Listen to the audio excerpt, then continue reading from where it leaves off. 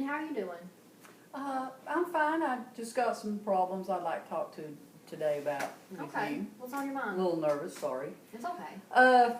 I have a sister-in-law that I love, but she's trying to take advantage of me. She's got some health issues, but she's trying to use my good heart to go over to her house and help her, which I don't mind helping her, but she has a daughter who's a drug addict. I mean, she is 45 years old. She's a professional drug addict. She's very dangerous. And I'm just not going to go in that house. It's not safe.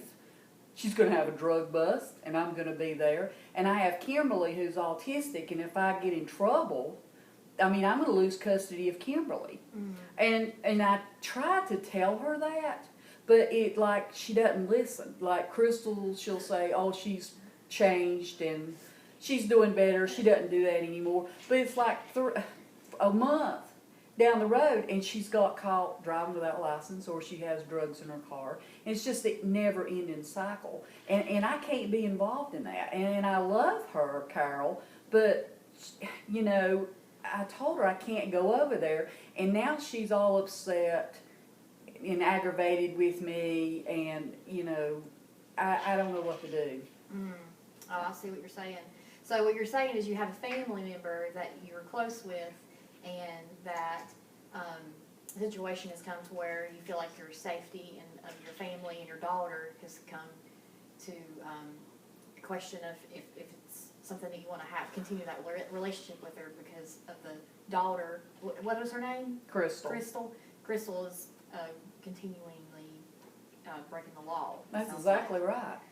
That's exactly right. And then I'm going to be in jail, and Crystal's going to be running free because Carol enables her to do the drugs and gets her out of jail and makes excuses for her. Even though she's 45 years old, she still enables her to do that.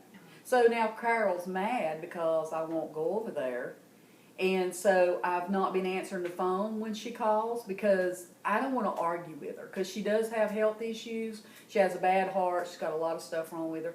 And I don't want to argue, so I just don't answer the phone. And then she's left me like the first 3 voice messages is, Jean, I don't know what's wrong. I'm worried about you. Call me back. But then the 4th voice message, she attacks me. Mm-hmm. I don't understand why you're not answering my phone calls. I don't understand why you're treating me. We're like sisters. I don't understand why.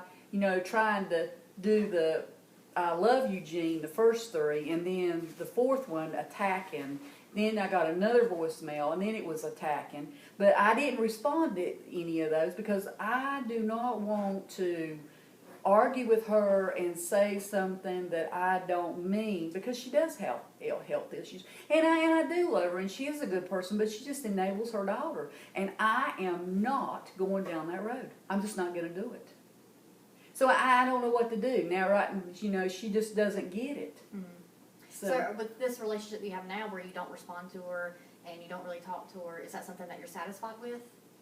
Well, I feel guilty, but that I can't have a relationship with her, but I'm just at peace because I'm just not going to get in trouble. I'm too old. And what if I sit and talk to her, she's not going to listen. It's her way or no way because she's one of these, I'm the boss, it's my way. No, but you know how that goes. So yeah. I just have to stay away for my own safety, for Kimberly, and you know, I have to put me first, and I usually don't do that. Well, it sounds like you're doing the best that you can with the situation that you're living in with her. So, and this has been going on for years, you said? Well, this is just recently. Recently? Just recently. Okay. Yeah. But the relationship, she's always kind of been a difficult person to have a relationship with. Well, I've always always agreed, and you know, always let her have her way. Not with Crystal, but with other things. But we like the same things when we go shopping, the same store. You know, I just let her have her way because I like the same stuff too. And when she talks about Crystal in the past, I just don't say anything. So she takes it because I don't have an opinion that I agree with her. But I just didn't have opinion with her because there, you know, it's her daughter. She's going to protect her, and you know, what I don't know what to do. I don't know. I feel at peace that I've made the right decision, but then when I deleted those voice messages, so I feel guilty, but I feel at peace at the same time. And then I have to put my priorities, and you know, I'm just gonna have to do what's best for Kimberly and me, and not only me, but my other girls too. Mm-hmm. So, but she's mad. It sounds like she it. is mad. Yeah, and it sounds like to me your relationship where you've always just been, you said the yes person, and you've always just been quiet and listened, and now you're taking a stance and being what's best for you, and it sounds like she's not liking the change Exactly. of relationship. That's exactly. She wants to be the boss and in control, and she takes advantage of me. Mm. But it's funny, she knows certain people she does that to, and certain people she don't. And you know, I've never paid attention to that before in the past, but I've never had to deal, she's never wanted me to deal with Crystal and accept Crystal and be around her before. So this is a little different situation, because Crystal's been in jail. Yeah. And or she's been living with her boyfriends, or been doing her drug activity. She's never lived, she's been in and out of Carol's house, but I've never had to be around her before like it is now. Yeah, she's out of jail and she's there. She's, yeah. And Carol's making you feel like you have to include Crystal and Carol in y'all's relationship, and you don't mind Carol, but Crystal is the problem. And Exactly. then she makes you feel guilty because you don't want to have a part of that due to your safety of your family, and then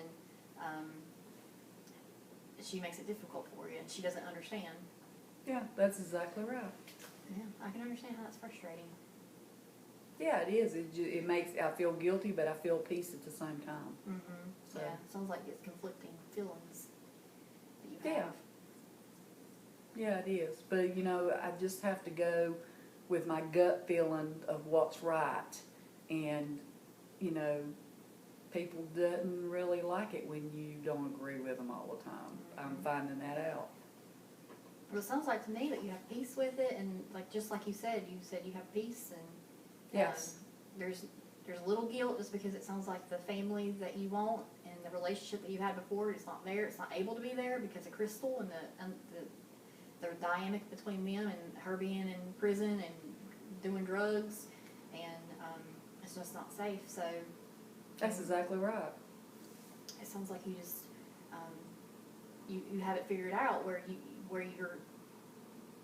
know where you want to continue this relationship as in the future, where you don't contact Carol. It sounds like as long when Crystal's there. So when Crystal goes back to jail, are you going to contact or talk to Carol?